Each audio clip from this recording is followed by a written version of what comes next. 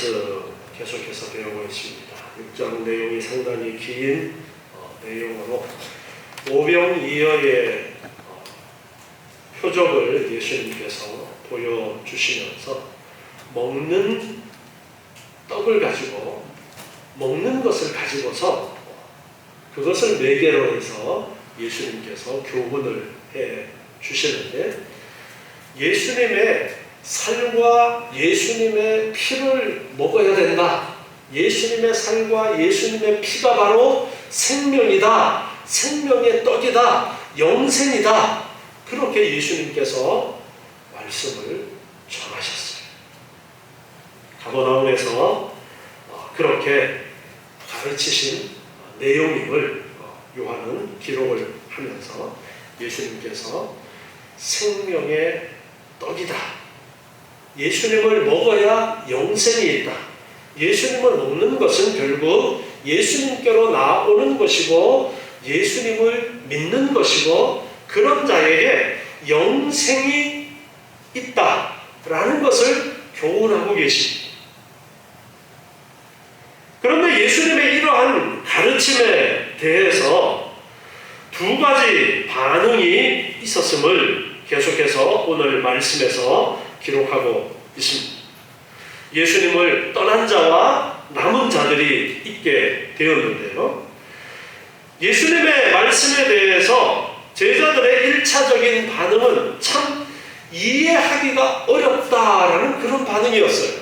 오늘 60절 말씀해 보니까 제자 중 여럿이 듣고 말하되 이 말씀은 어렵도다.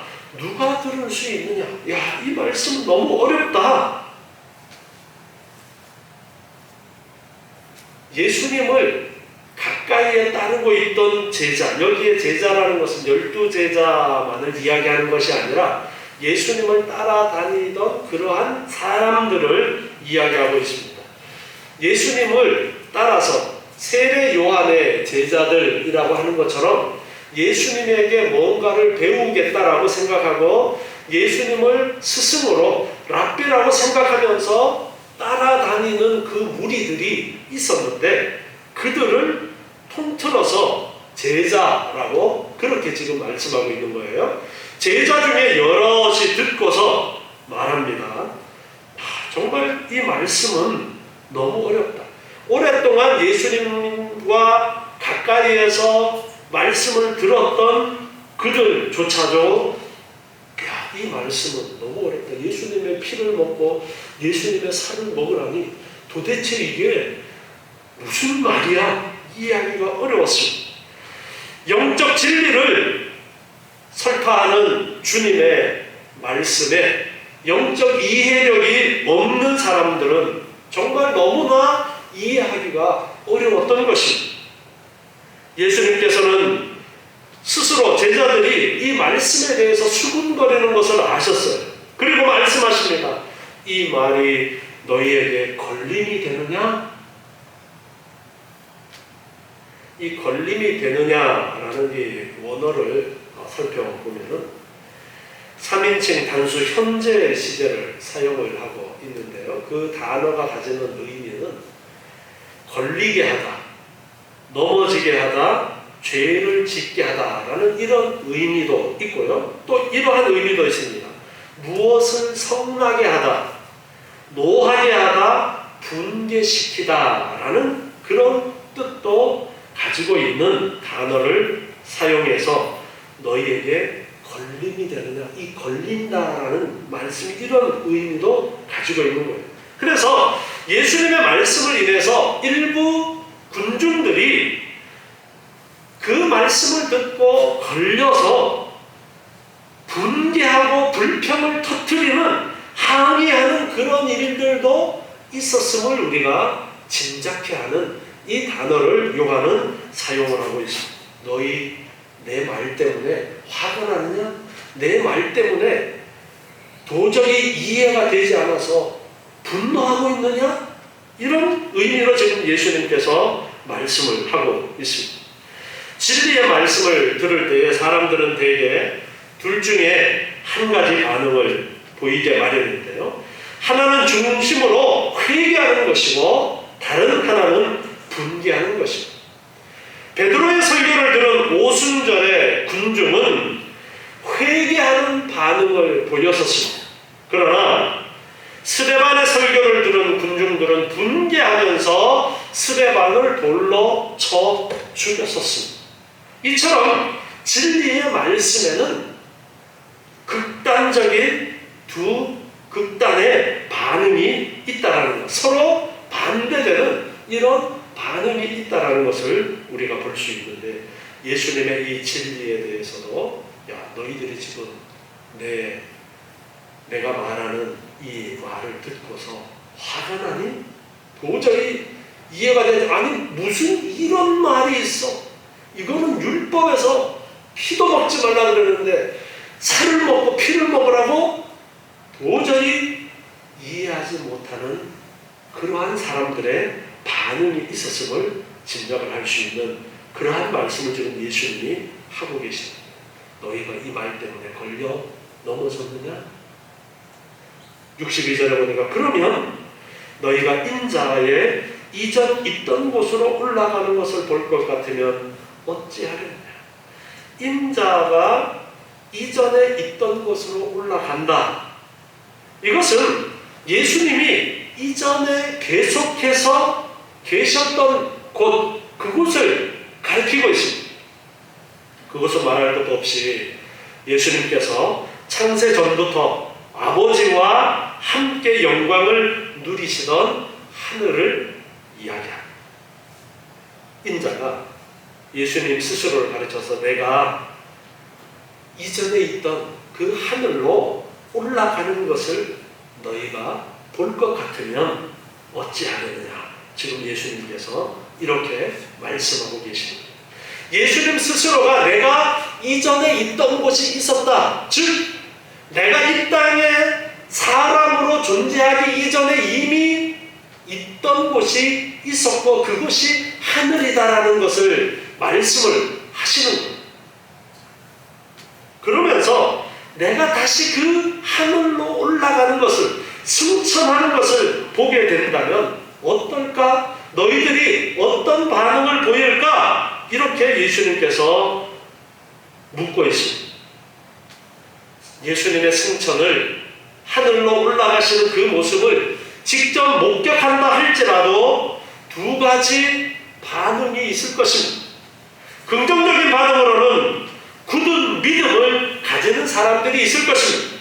그리스도의 승천까지 목격한 사람들은 예수님께서 하신 어떤 말씀이 비록 이성적으로는 받아들이기 어렵다 하더라도 모든 것을 믿음으로 수용할 수 있는 그런 반응을 보이는 사람들이 있을 것입니다.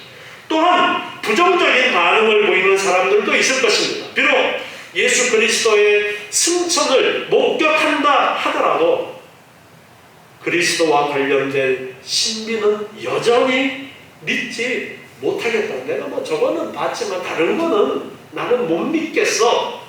그렇게 마음의 문이 닫혀진 사람들은 아무리 큰 표적, 사람이 하늘로 올라가는 그러한 놀라운 표적을 본다 할지라도 마음의 문이 닫혀져서 온전한 믿음으로 승화시키지 못하는 그런 일들이 있을 것을 예수님께서 지금 말씀하고 계십니다. 그래서 너희가 내가 하늘로 올라가는 것을 본다 할지라도 역시 너희는 지금 두 부류의 반응이 있을 것이다. 그런 의미로서 지금 이렇게 인자가 하늘로 올라간다 할지라도 어찌하려느냐 지금 그렇게 말씀하고 있는 것입니다. 그러면서 63절에 말씀하십니다. 살리는 것은 영이니 육은 무익하니라. 내가 너희에게 이른 말이 영이요 생명이라. 살리는 것은 영이고 육은 무익하다. 육은 아담의 범죄 이후 타락하고 부패해서 하나님을 찾지도 깨닫지도 못하는 그러한 상태가 되었습니다. 그리스도를 보고서도 지각하지 못하는 어두움에 속한 자들의 행위가 바로 이와 같이 타락한 인간이기 때문에 그 육체로는 예수 그리스도를 이해할 수도 받아들일 수도 없는 것입니다. 절대 다수의 사람들이 육신의 생각을 따라서 육체와 마음이 원하는 것을 추구합니다. 성경은 그러한 일의 결과가 사망이라고 그렇게 말씀하고 있습니다. 하나님의 진노 아래 있는 것이라고 그렇게 말씀하고 있습니다. 그래서 육은 무익하다. 타락한 이 육체는 도저히 구원에 이르는 그 어떠한 일들도 추구하려고도 추구하지도 행할 수도 없다라는 것을 예수님이 말씀하시면서 살리는 것은 영인데 내가 너희에게 이르는 말이 바로 영이고 내가 너희에게 이르는 말이 바로 생명이라고 그렇게 말씀합니다. 지금 예수님께서 가버나움 회당에서 내 살을 먹어야 된다, 내 피를 마셔야 된다, 이 말씀이 바로 영이고 생명이라고 그렇게 지금 말씀하시는 것입니다. 본성적으로 죄로 인해서 그 말과 성품이 죄와 사망의 냄새를 풍기는 인간이 할 수 있는 말이 아닙니다. 생명이며 오직 진리 그 자체이신 예수님께서만 할 수 있는 말씀입니다. 내 말이 영이고 내 말이 생명입니다. 그래서 오늘도 예수님의 말씀을 듣는 사람마다 생명을 얻게 됩니다. 언제 어디서든지 주의 말씀이 있는 곳에서는 생명의 역사가 일어나는 거예요. 로마서 10장 17절에 이렇게 우리에게 가르쳐주고 있습니다. 그러므로 믿음은 들음에서 나며 들음은 그리스도의 말씀으로 말미암았느니라. 그리스도의 말씀을 들음으로써 진정한 믿음이 생겨난다. 왜? 예수님의 말씀은 영이고 예수님의 말씀은 생명이기 때문에 그래서 예수님의 말씀을 들을 때에 그 말씀이 살아 역사하게 되어짐을 가르쳐줍니다. 그래서 우리가 믿지 않는 사람에게 예수 그리스도를 전할 때에 야 교회 와봐, 교회 되게 좋아, 뭐 이렇게 접촉점을 가지고 우선 교회로 나오게 할 수도 있지만 예수님이 바로 생명이야. 예수님을 믿어야 천국 가는 거야. 예수님을 믿어야 영생이 있는 거야. 이 진리를 증거하는 것이 인간적인 계산으로는 야, 이 말을 하는 그 사람이 아이고 너나 믿어라 웃기고 있네 그럴 것 같아요. 그런데 우리가 전한 그 진리가 내 말이 아니잖아요. 예수님의 말씀이잖아요.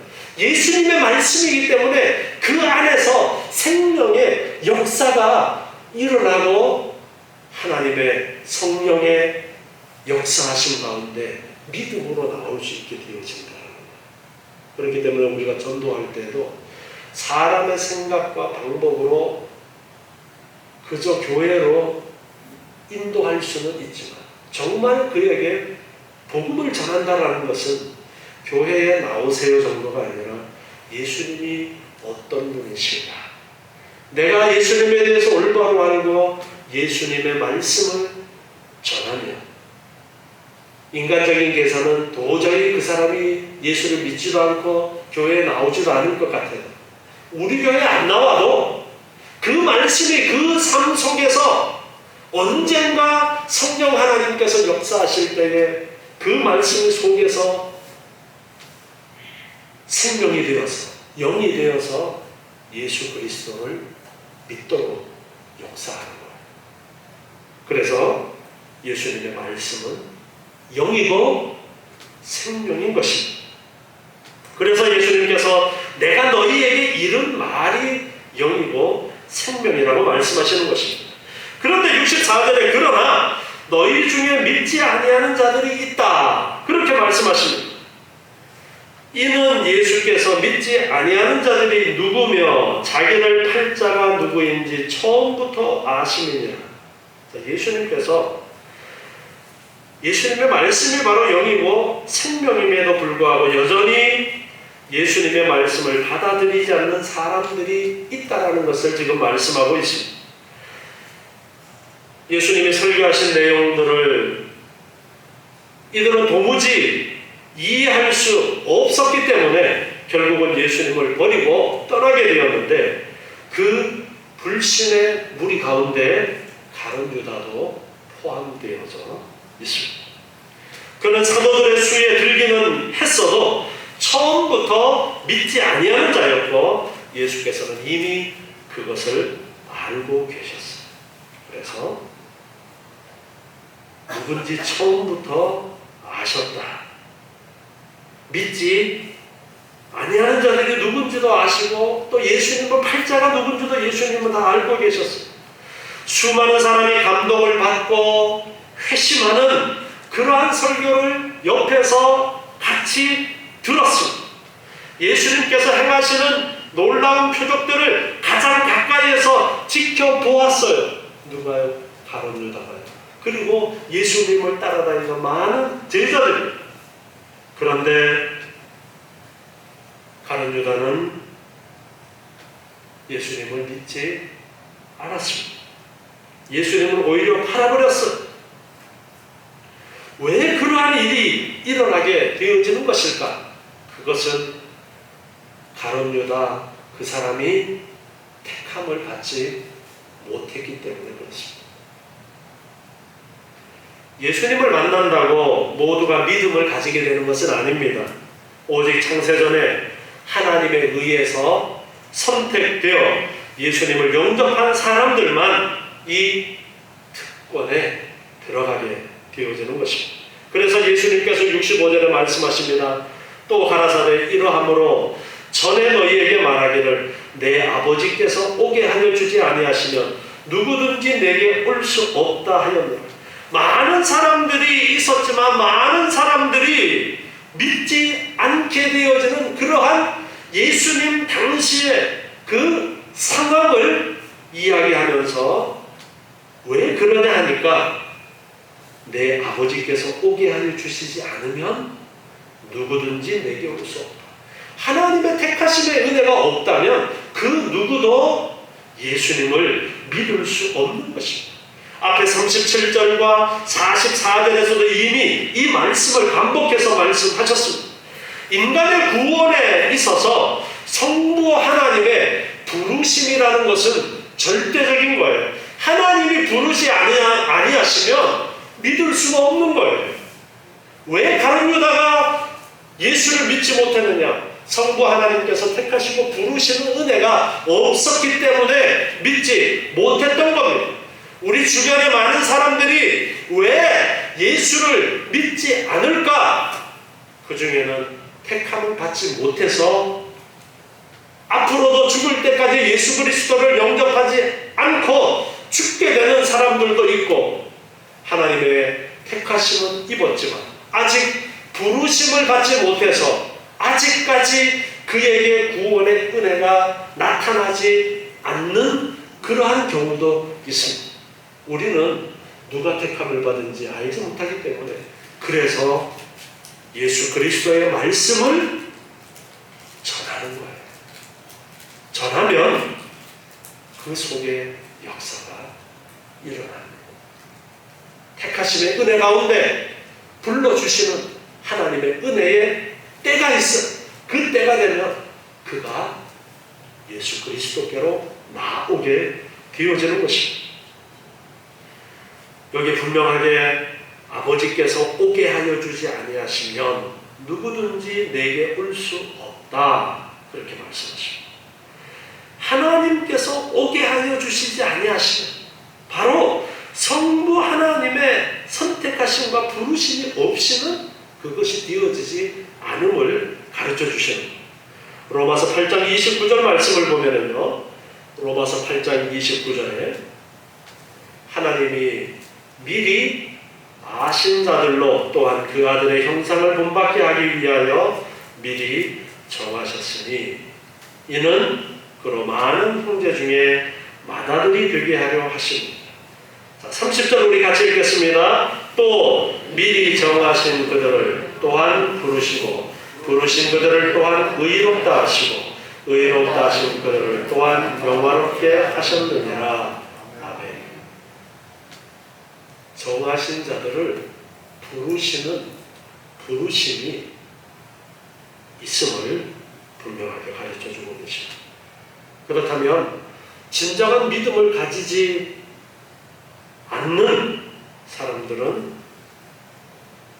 택함을 받지 못해서 그런 것이고, 진정한 믿음을 가지는 이들은 이미 하나님의 선택의 은혜가 있었기 때문에 그렇게 되어진 것이라는 것을 우리가 바로 알아야 됩니다. 육이, 즉 내 행동이나 내 의지에 의해서 내가 생명을 얻는 것이 아니라 영, 예수 그리스도의 말씀, 거기에 생명이 있어서 그것으로 말미암아 우리가 살게 되어지는 거예요.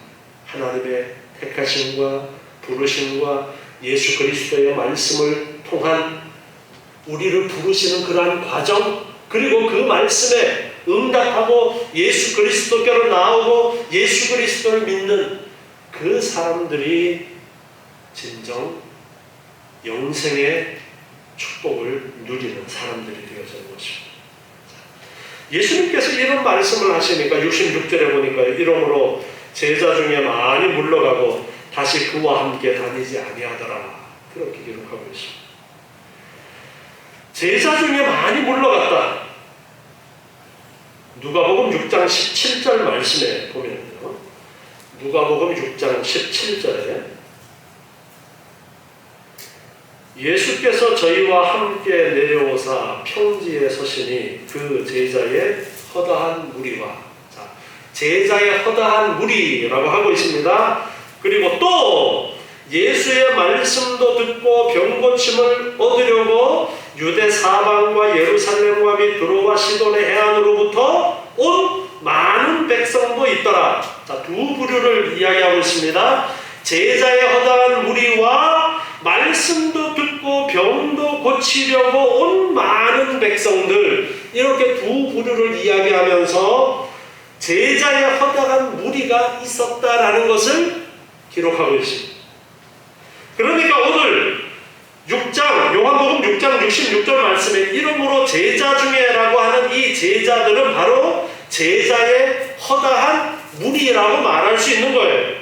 예수님을 따르면서 오랫동안 예수님이 가는 곳마다 따라다니면서 말씀을 배우겠다고 했던 많은 사람들이 있었는데, 그 사람들 중에 너희가 내 살을 먹어야 된다, 내 피를 마셔야 된다, 그래야 영생이 있다라고 하니까 많은 사람들이 걸려서 넘어졌고, 그리고 예수님을 떠났다라는 거예요.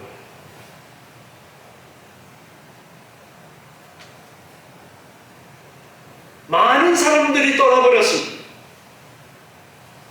그래서 예수님께서 67절에 12 제자에게 말씀하십니다.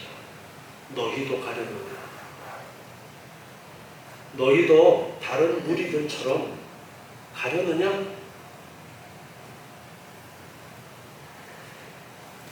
이 말씀은 너희도 생명의 말씀을 깨닫지 못하느냐? 이 질문과도 같은 거예요. 그랬더니 시몬 베드로가 대답합니다. 주여, 영생의 말씀이 계심에 우리가 네게로 가오리까?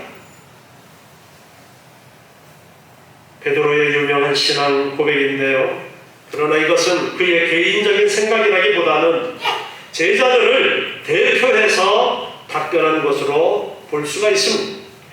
우리라는 표현을 하고 있습니다. 우리가 네게로 가오리까라는 이 표현을 통해서 베드로는 대표자로서 이렇게 대답한 것으로 볼 수 있습니다. 베드로가 복음서에 보면은 제자들의 대표자 역할을 한 그런 경우가 자주 등장을 하고 있는 것을 통해서도 이해를 할 수가 있습니다. 이 말씀, 베드로의 이 고백을 조금 더 직역을 해서 보면 이렇게 번역을 할 수가 있어요. 주여, 우리가 누구에게로 떠나갈 수 있으리까? 당신은 영생의 말씀을 가지고 계십니다. 예수님에게 영생의 말씀이 있는데 우리가 누구에게로 가겠습니까? 라고 지금 그렇게 대답하고 있는 것입니다. 12 제자들은 그렇게 예수님에게 대답했어요. 너희도 가려느냐라고 하니까 예수님에게 생명의 말씀이 있는데, 생명이 여기 있는데, 영생이 여기에 있는데, 천국이 여기에 있는데 우리가 어디로 가겠습니까? 69절에 우리가 주는 하나님의 거룩하신 자신 줄을 믿고 알았습니다. 역시 우리라는 표현을 쓰고 있어요. 내가 아니라 우리라고 그렇게 표현을 하면서 주는 하나님의 거룩한 자이십니다. 예수님을 향해서 주라고 고백하고 하나님의 거룩하신 자인 줄을 믿습니다. 그리고 알고 있습니다라고 그렇게 고백하고 있습니다.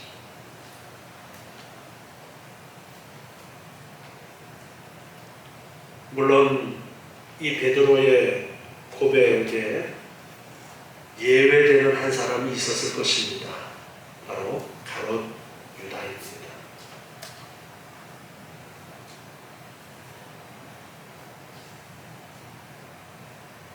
이 베드로와 가롯 유다를 비교해 보면요,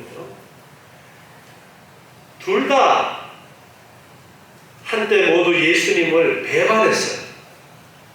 그러나 그 뒤의 운명은 전혀 다르게 나타났습니다. 베드로는 회개하고 위대한 사도로서 거듭났지만 가룟 유다는 회개하지 못하고 영원한 멸망으로 떨어지고 말았습니다. 그의 이름은 치욕적인 이름으로 오늘날 우리에게 전해지고 있습니다. 그러나 베드로는 예수님을 모른다라고 부인했었지만 회개하고 훌륭한 믿음의 사도로서의 길을 갔던 것입니다. 예수님께서 이 베드로의 대답에 대해서 70절에서 말씀하십니다. 내가 너희 12를 택하지 아니하였느냐? 그러나 너희 중에 한 사람은 말이네. 예수님께서 미리 한 사람의 배신을 밝히고 계십니다. 예수님의 미래의 일을 예수님께서 다 알고 계시다는 그러한 신적인 능력을 갖고 계심을 가르쳐 주시는 부모님. 예수님께서 십자가에 매달려 돌아가시는 그 일도 우연히 일어나는 것이 아니라 다 하나님의 계획하신 가운데 이루어지는 일들이라는 것을 가르쳐 주시는 그러한 효과가 여기에 있는 거예요. 가룟 유다가 마귀라는 것을 아시면서 예수님께서는 그냥 가까이에 그대로 두셨던 거예요. 그를 통해서 예수님을 팔고 예수님의 십자가에 못 박혀 대속의 죽음을 죽게 되어지는 그 모든 과정들을 예수님께서는 다 내다보시면서 12 중에 하나는 마귀라고 그렇게 말씀하심으로써 후에 제자들이 예수님께서 그때 다 이미 알고 계시면서 그렇게 말씀하신 것이었구나. 다 알고 계신데도 그를 멀리하거나 그를 내쫓아버리지 아니하신 것은 하나님의 계획하심과 하나님의 뜻하신 바가 십자가라는 것이 우연이 아니라 다 하나님의 계획하신 가운데 있었던 일이구나. 그거를 깨닫도록 하시는 것입니다. 가룟 유다는 마귀라고 불릴 만큼 사단의 지배를 받는 그러한 사람이었습니다. 예수님의 12명의 특별히 뽑은 제자들 속에 한 사람이 그런 사람이 있었습니다. 당시에 가룟 유다의 모습을 사람의 눈으로 보았을 때는 가룟 유다가 다른 사도들보다 훨씬 더 거룩해 보였을 수도 있습니다. 훨씬 더 존경받을 만한 그런 모습을 보여줄 수도 있습니다. 고린도후서 11장 13절부터 말씀 보면요. 고린도후서 11장 13절에 저런 사람들은 거짓 사도요 괴휼의 역군이니 자기를 그리스도의 사도로 가장하는 자들입니다. 이것이 이상한 일이 아니라 사단도 자기를 광명의 천사로 가장하나니 그러므로 사단의 일꾼들도 자기를 의의 일꾼으로 가장하는 것이 또한 큰 일이 아니라 저기에 결국은 그 행위대로 되리라. 아멘. 오히려 가짜가 더 진짜처럼 보여질 수도 있다는 것을 말씀하고 있습니다. 가룟 유다가 제자들 사이에서 맡았던 업무가 무엇이었습니까? 회개의 업무를 맡았어요. 회개의 업무를 맡긴다라는 것은 그 제자들 중에서도 신임하는 그러한 인간적인 면이 있었다라는 것이죠. 그렇기 때문에 인간적인 눈으로 볼 때는 정말 가룟 유다가 참 잘하는 사람처럼 그렇게 보여질 수 있다라는 거예요. 그런데 하나는 마귀라고 말씀하는데 사도 요한은 이 71절 말씀에서 추가로 설명을 하고 있습니다. 이 말씀은 가롯 시몬의 아들 유다를 가리키십니다. 저는 열둘 중에 하나로 예수를 팔 자로라. 이렇게 설명을 덧붙이고 있습니다. 예수님의 말씀에 설명을 덧붙여서 후에 그때는 요한도 몰랐어요. 가룟 유다가 예수님을 팔 거라는 것을. 그런데 후에 이제 알게 되어서 이 요한복음을 기록하면서 바로 예수님께서 마귀라고 했던 예수님을 팔 자가 바로 가룟 유다다.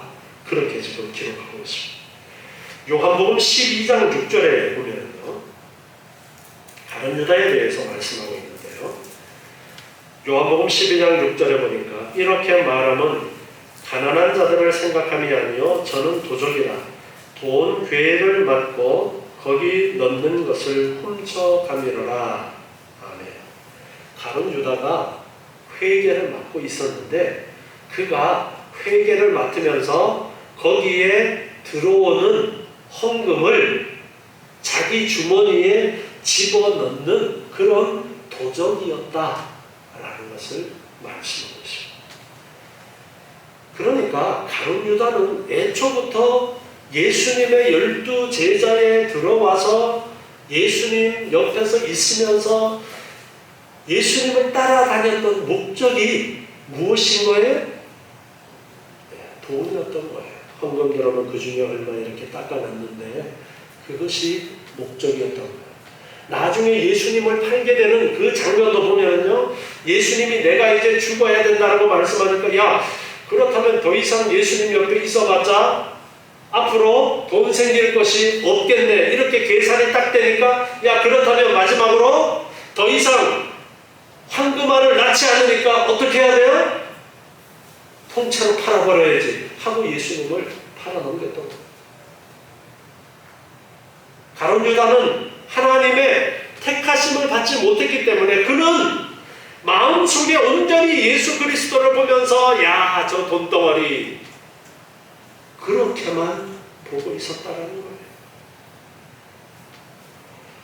지금 예수님께서 내가 생명의 떡이다라고 말씀하면서 나를 먹어야 된다. 내 피를 마시고 내 살을 먹으라고 그렇게 말씀하고 그렇게 하는 자는 영생이 있다라고 말씀하실 때에 많은 사람들이 예수님을 따라갔습니다. 12 제자만 남아있어요. 너희들도 가려느냐? 그러나 12 제자들 가룟 유다를 제외한 12명의 제자들 그들은 예수님이 생명의 말씀이라는 것을 알았어요. 예수 그리스도가 어떤 분인지를 온전히 알고 하나님의 거룩하신 자십니다라고 고백하면서 그들은 예수님 곁에 있었습니다. 여러분, 우리는 무엇을 예수님에게서 기대하고 예수님께로 왔습니까? 여러분은 무엇을 기대하고 예수님을 믿습니까? 뭘 기대하고 예수님을 믿어요? 지금 당신의 믿음이 진짜 믿음입니까? 정말 영생을 원하고 예수님을 믿고 있습니까? 우리의 믿음은 영생을 위해서 예수님에게 생명의 말씀이 있어서 예수님께 나아오면은 그것이 곧 생명이기 때문에, 약속하신 영원한 하나님의 나라가 있기 때문에 다른 것을 다 포기하고 오늘 쉬는 날 좀 집에서 좀 더 자고 편안하게 있고 싶은 마음도 있지만 피곤한 육체를 이렇게 세우고 나와서, 우리 식사 준비하시는 분들은 9시부터 나와가지고 식사 준비도 하시고, 이렇게 헌신하고 하나님을 예배하려고 오늘 이 자리에 모였어요. 뭘 얻으려고요? 무엇이 우리에게 은혜로 주어졌기 때문입니까? 우리에게 물질의 복을 주셔서, 우리에게 건강의 복을 주셔서, 우리에게 좋은 명예를 주셔서 그래서입니까? 그런 것들은 부수적인 거예요.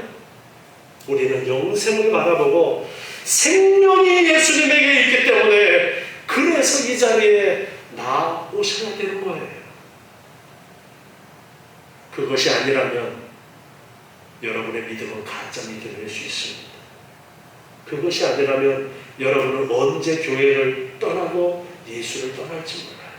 그러나 예수님에게 생명이 있음을 알고 예수를 믿어야 영생이 있고, 예수를 믿어야 천국이 있고, 예수를 믿어야 나에게 영원한 생명, 하나님의 자녀됨에 정말 그 어떤 것과도 비교할 수 없는 놀라운 하나님의 은혜가 있다는 것을 아는 사람들은, 아이고 교회 갔더니 그 아무개 때문에 나는 교회 못 다니겠어, 그딴 소리가 안 나와요. 왜요?